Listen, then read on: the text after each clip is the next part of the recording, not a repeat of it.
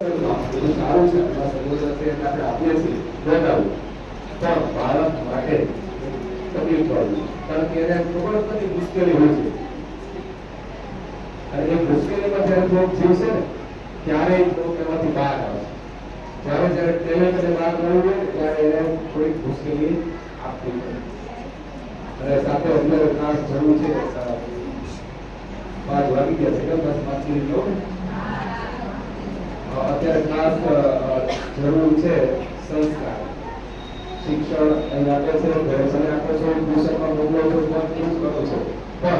પણ એને માનસિક રીતે તમારે આ યુગમાં તૈયાર રાખવું હશે ને તો તમારે એને સંસ્કાર પણ સાથે સાથે આપવા પડશે તો તમે ધર્મની વાત નથી કરતો પણ તમે જે ધર્મ માનતા હોય સ્વામિનારાયણ માનતા હોય સ્વાધીનો માનતા હોય બીજા કોઈને માનતા હોય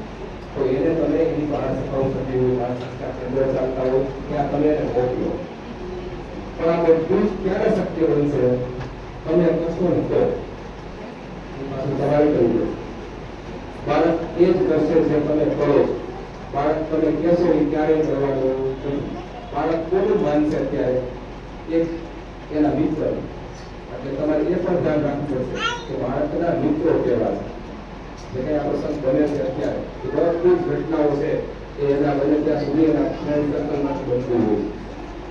છે બાળકના મિત્રો કોણ છે એના મમ્મી પપ્પા કોણ છે એની પણ આપણને ખબર હોવી જોઈએ તો જ તમે બાળકના વિકાસમાં સહભાગી બની શકો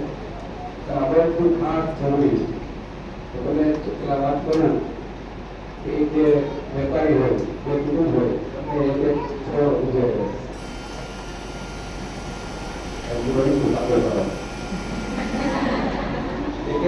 છોડ વાવે છે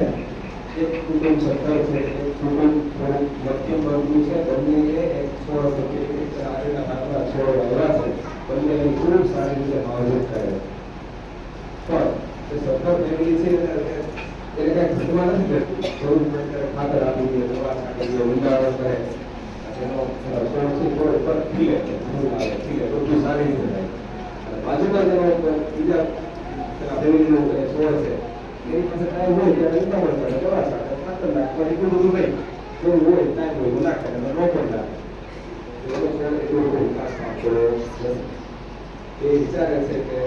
એ છોડ એક જ દિવસે વાવેલા છે બંનેને માવજતમાં થોડો ફરક છે ઉદ્યોગ ફરક નથી એક દિવસ વાવાઝોડું ઉપડે છે રાત્રે